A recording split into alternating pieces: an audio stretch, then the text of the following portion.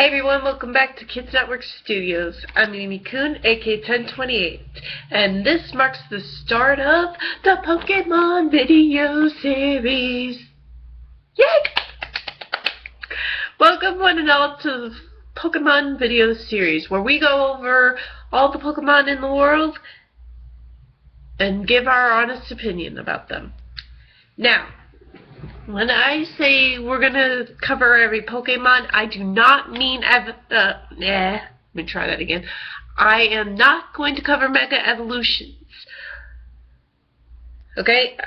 I'm going to put Mega Evolutions... Oh, actually, here's my box.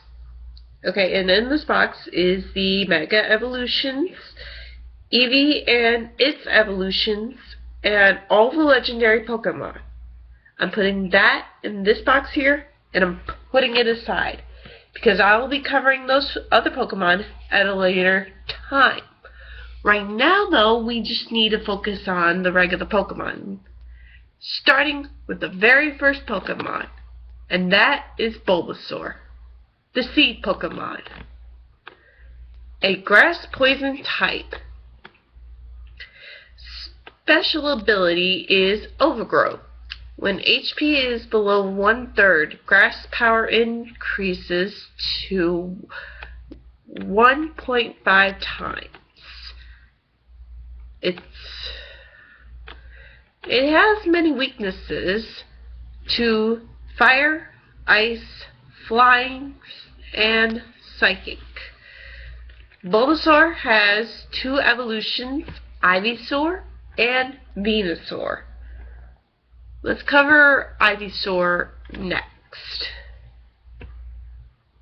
Ivysaur, the Seed Pokemon, a Grass Poison type, and the evolved form of Bulbasaur. It still has the same weaknesses as Bulbasaur, only it's a bit stronger. And last but definitely not least, Venusaur, the Seed Pokemon, a Grass Poison type, has the same weaknesses as the rest of its evolutionary line.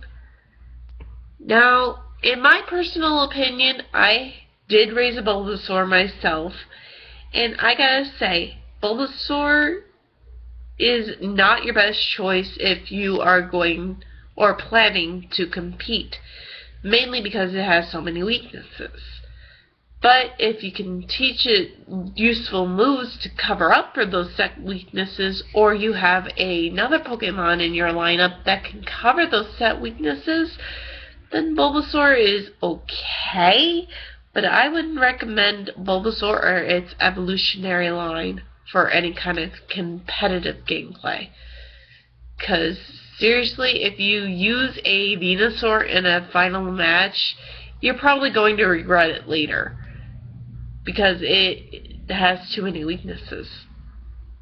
And it might be knocked out like in a hot second. So you're better off just trying to get another grass type, if that's what you need to defeat your enemy. Alright. Our next three Pokemon, obviously, we're going to start off with Charmander, Charmander, the lizard Pokemon, and a fire type. Weaknesses are water, ground, and rock. Pretty decent.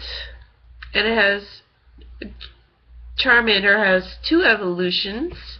First is Charmeleon, the flame Pokemon. Pure fire type with the same weaknesses as Charmander. But when you reach Charizard, the flame Pokemon, it changes into a fire flying type with the weaknesses to water, electric, and rock types. And quick hint here, it has a 4-time weakness to rock types. Mainly because since fire types are so weak against rock types, and flying types are so weak against rock types. So, yeah. Other than that, Charizard is a very decent Pokemon. Like Bulbasaur, I've also raised a Charmander all the way up to a Charizard, and I gotta say that Charizard was quite a badass on my team.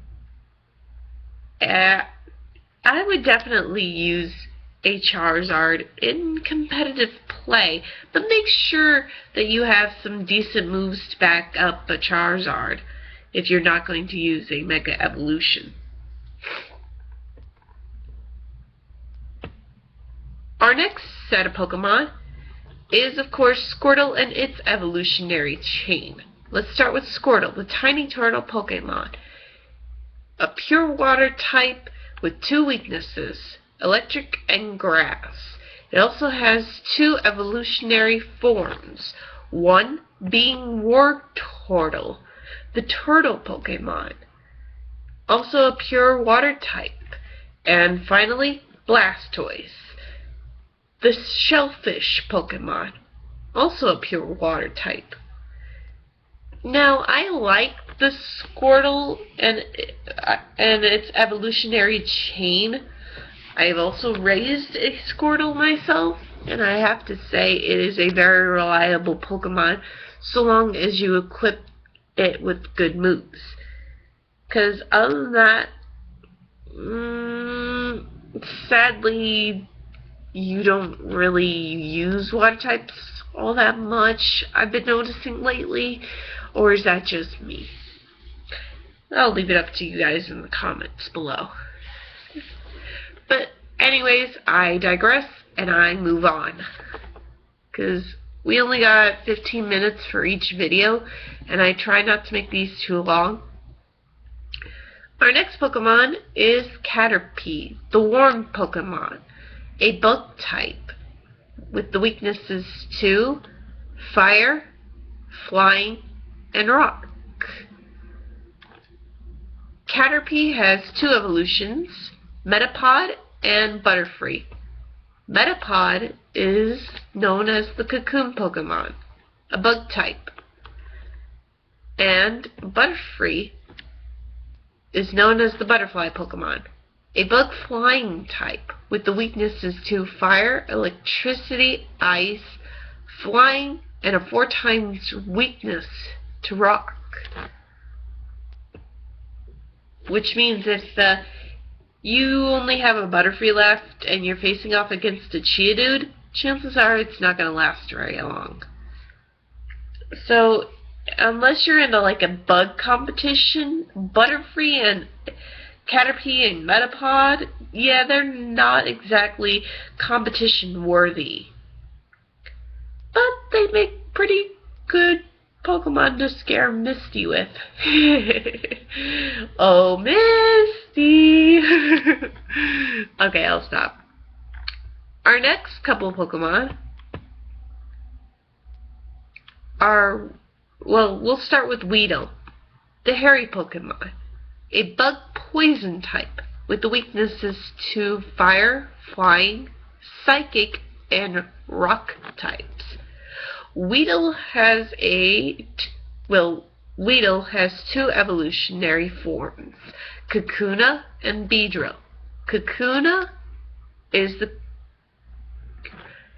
cocoon Pokemon, a bug poison type, like it's a pre-evolved form, Wheedle. And Beedrill is the final form of a Wheedle. Beedrill is the poison bee Pokemon, a bug poison type. So basically, Wheedle and its evolutionary line, they don't change at all, pretty much. Now, using a Beedrill competitively might be a good idea, but in all honesty, if you don't equip it with Twin Needle, then what the heck is wrong with you? Because Twin Needle is Beedrill's best attack by far, and if you don't equip a Beedrill with the Twin Needle, seriously, what is wrong with you? I mean, that's like equipping a Charizard without a flamethrower. But in all honesty, guys, I really don't like Wheedle, Kakuna, and Beedrill all that much. Really, they're only used to complete the Pokedex. They're not used for any kind of competition. Sorry. Alrighty. I think we have... Oh yeah, we have time for... I'd say one more. The Pidgey line. Pidgey, the tiny bird Pokemon. A normal flying type. With weaknesses to electric, ice, and rock types. It has 2 evolution forms. Pidgeotto and Pidgeot. Pidgeotto, the bird Pokemon, a normal flying type, and Pidgeot, another bird Pokemon, and another normal flying type. I'm pretty sure we all caught a Pidgey at some point, and I'm all pretty sure that we had a Pidgeot kill our competition. I mean, Pidgeot is my personal favorite out of all the normal flying types in the game. Mainly because I've used a Pidgeot several times before just to sweep my competition. I mean, in all honesty, I like Pidgeot. And I think it's a good Pokemon. So, I'd say raising a Pidgey is worth your time to get a Pidgeot. Definitely. And we're going to stop it here for now because I got Facebook and Twitter going off in the background and I need to answer them. So guys, we'll continue on from here.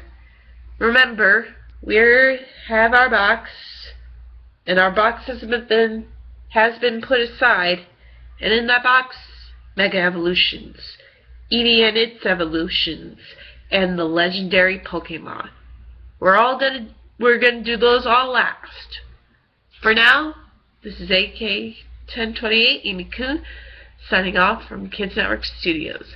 And I'll see you guys next time for more Pokemon stuff. Bye.